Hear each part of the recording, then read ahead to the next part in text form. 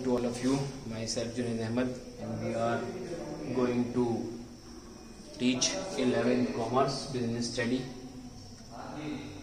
Now we are going to discuss the nature or the characteristics of a business. Yesterday or day before yesterday, we have already discussed 3 characteristics or the nature of the business, and now we are going to discuss another 4th and the 5th characteristics of a business.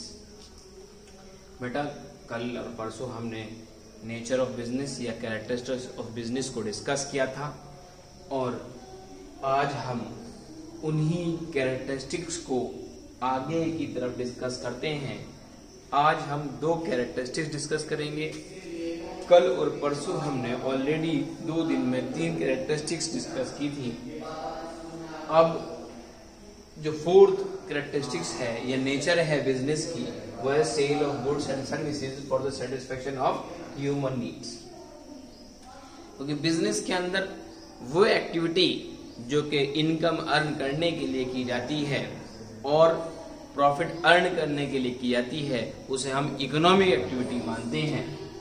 और business के होने से ही ये possibility arise होती है कि हम goods और सर्विसेज को एक्सचेंज कर लें. Exchange means to sell and purchase and resale also.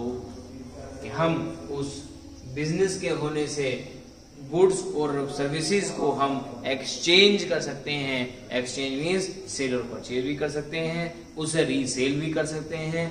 और उन दोनों एक्टिविटीज के अंदर इनकम का, मनी का कॉन्सेप्ट होना बहुत जरूरी है, तभी वो एक इकोनॉमिक एक्टिविटी कहलाती है. अगर उसके अंदर एक्सचेंज ऑफ गुड्स के अंदर या गुड्स का प्रोडक्शन के अंदर, डिस्ट्रीब्यूशन के अंदर, सेल के अंदर, परचेज के अंदर अगर ट्रांजैक्शन ऑफ कैश नहीं है या ट्रांजैक्शन ऑफ चेक नहीं है, तो हम उसको इकोनॉमिक एक्टिविटी नहीं मान सकते. वो अन इकोनॉमिक एक्टिविटी के अंदर इंक्लूड कर लिया जाएगा, भले ही वो बिजनेस के अंदर एक्टिविटी हो रही हो. तो यहाँ पर उन्होंने कहा है कि बिजनेस के अंदर जब हम सेल और परचेज करते हैं, तो जहां तक हमारा इनकम अर्न करना मोटिव होता है, इनकम अर्न करना, प्रॉफिट अर्न करना हमारा एम, पर्पस होता है, वहीं पर उन चीजों को परचेज करने के बाद और सेल करने के बाद अपनी नीड्स का सेटिस्फेक्शन भी जरूरी है. यहाँ नीड का सेटिस्फेक्शन का मीन्स क्या है कि after the sale of the goods the seller has a satisfaction to sell the goods. Seller को गुड्स को सेल करने के बाद उसका सेटिस्फेक्शन तब होता है कि हाँ, मैंने अपने गुड्स अपने एवरेज प्राइस पर सेल कर दिए हैं कस्टमर. और कस्टमर यानी कि परचेजर को उन गुड्स और कमोडिटी को परचेज करने के बाद और उसे फिर वो कंज्यूम करता है, इस्तेमाल करता है. इस्तेमाल करने के बाद उसे उस गुड्स का, उस सेलर का से सेटिस्फेक्शन हासिल होता है. तो यही वो कंडीशन है कि जो एक बिजनेस के थ्रू पॉसिबल होती है. यहाँ पर sale of goods and services for the satisfaction of human needs, तो बताया गया द प्रोडक्शन ऑफ गुड्स और the services of self consumption is not a business. अगर कोई सेलर, अगर कोई परचेजर गुड्स को सेलर सेल कर रहा है और परचेजर परचेज कर रहा है और उसके अंदर सिर्फ सेल्फ कंजम्पशन उसका मोटिव है, सेल्फ कंजम्पशन उसका एम है, तो वो बिजनेस के अंदर बिजनेस एक्टिविटी, इकोनॉमिक एक्टिविटी नहीं मानी जाती. तो यहाँ पर कह दिया गया कि द प्रोडक्शन ऑफ गुड्स और the services for the self consumption is not a business. उसको हम बिजनेस नहीं मानते. बिजनेस तब पॉसिबल है, बिजनेस के अंदर होने वाली ट्रेडिंग, सेल और परचेज की, उसके अंदर इनकम का मोटिव, उसके अंदर मनी का मोटिव, उसके अंदर प्रॉफिट का मोटिव जो है वो कंपलसरी है. तब हम उसे एक बिजनेस एक्टिविटी मान सकते हैं. But the farmers cultivated the crops for the sale और resale. This activity includes in business और ये बात बिल्कुल क्लीन एंड क्लियरली डिस्क्राइब कर दी गई कि चाहे बिजनेस कोई भी पर्सन कर रहा हो, XYZ कोई एक इंसान, जिसका एक एग्जाम्पल दिया गया फार्मर का, अगर एक फार्मर भी अपनी कल्टिवेटेड लैंड के अंदर किसी क्रॉप का प्रोडक्शन कर रहा है और वो उसका एम जो है वो उस क्रॉप को मार्केट के अंदर सेल कराना है और क्या कहना चाहिए, रीसेल कराना है, तभी उस एक्टिविटी को हम बिजनेस के अंदर इंक्लूड करेंगे। अदरवाइज अगर फार्मर का एम भी क्रॉप का प्रोडक्शन करना है और वो केवल सेल्फ कंजम्पशन के लिए है तो हम उसे बिजनेस के अंदर इंक्लूड नहीं करेंगे, क्योंकि उनका उस ट्रांजैक्शन के अंदर, उस एक्टिविटी के अंदर जो इनकम मोटिव है, जो प्रॉफिट मोटिव है, जो आपका कैश मोटिव है, वो नहीं है, इसलिए हम उसे एक बिजनेस एक्टिविटी इंक्लूड नहीं कर सकते। दूसरी चीज, अनसर्टेनिटी ऑफ रिस्क। ये कहा गया है, जितने भी बिजनेसमैन हुए उन्होंने कहा है कि हर बिजनेसमैन का मिनिमम जो रेस्पॉन्स है वो ये है कि मैं अपने बिजनेस को एस्टेब्लिश कर रहा हूं तो मेरा एम जो है उस बिजनेस से इनकम कमाना है।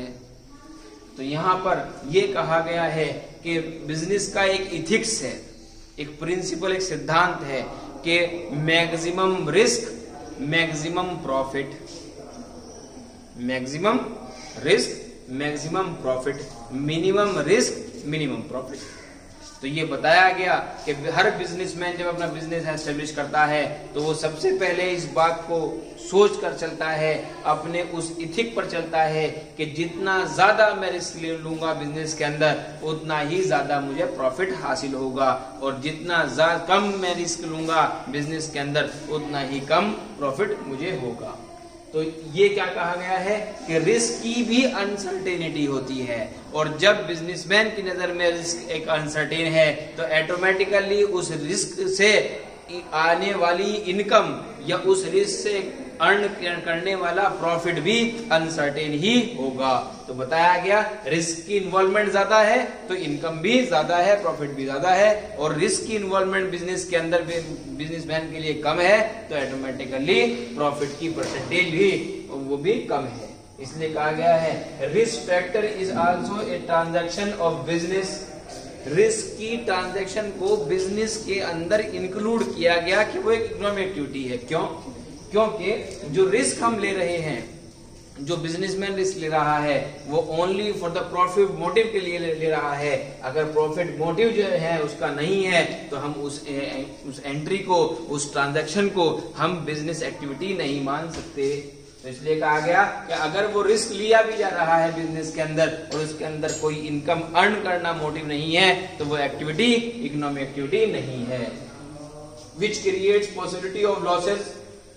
ज्यादातर ये माना गया है कि हर बिजनेसमैन ये मानता है कि बिजनेस जो है वो पहले पैसा कमाना नहीं है बल्कि पहले पैसा गंवाना है। गंवाने का मतलब क्या है कि लॉस होना, यानी कि every successful businessman have a loss if he bears. अगर वो इंसान सक्सेसफुल बिजनेसमैन बनना चाहता है तो वो सबसे पहले इस सिद्धांत को पूरा करे कि वो लॉस उठा सकता है। अगर उसकी कैपेसिटी लॉस को बियर करने की है, लॉस को उठाने की है, तभी वो एक सक्सेसफुल बिजनेसमैन माना जा सकता है। प्रॉफिट और the income in A business is not certain, maximum risk maximum profit and vice versa. मैंने आपको पहले बता दिया कि हर उस एक्टिविटी में, चाहे वो रिस्क इन्वॉल्व एक्टिविटी हो या विदाउट रिस्क इन्वॉल्व एक्टिविटी हो, वो एक्टिविटी इकोनॉमिक एक्टिविटी कहलाएगी बिजनेस के अंदर, जिसके अंदर आपका मनी का ट्रांजैक्शन हो रहा हो। इसलिए कहा गया कि मैक्सिमम रिस्क मैक्सिमम प्रॉफिट और मिनिमम रिस्क मिनिमम प्रॉफिट। तो ये दो चीजें हमारे सामने इंक्लूड की गई, और ये दोनों चीजें जो हैं वो एक डायरेक्शन देती हैं, हमारे माइंड को एक टर्न आउट करती हैं कि हर बिजनेसमैन के लिए दोनों चीजों के अंदर जो है वो प्रॉफिट मोटिव होना, इनकम मोटिव होना बहुत कंपलसरी है। इसलिए यहाँ पर हमने नेचर ऑफ बिजनेस की बात की थी और कैरेक्टरिस्टिक्स ऑफ बिजनेस की बात की थी। तो यहाँ पर मैंने आपके सामने 5 की 5 जो कैरेक्टरिस्टिक्स हैं नेचर ऑफ बिजनेस है उनको मैंने आपके सामने 2 दिन के अंदर डिस्क्राइब कर दिया। ये टॉपिक आपका यहाँ कंप्लीट हो गया। इसमें कोई आपको प्रॉब्लम है, कोई क्वेरी है, then you will be asking to me. Thank you.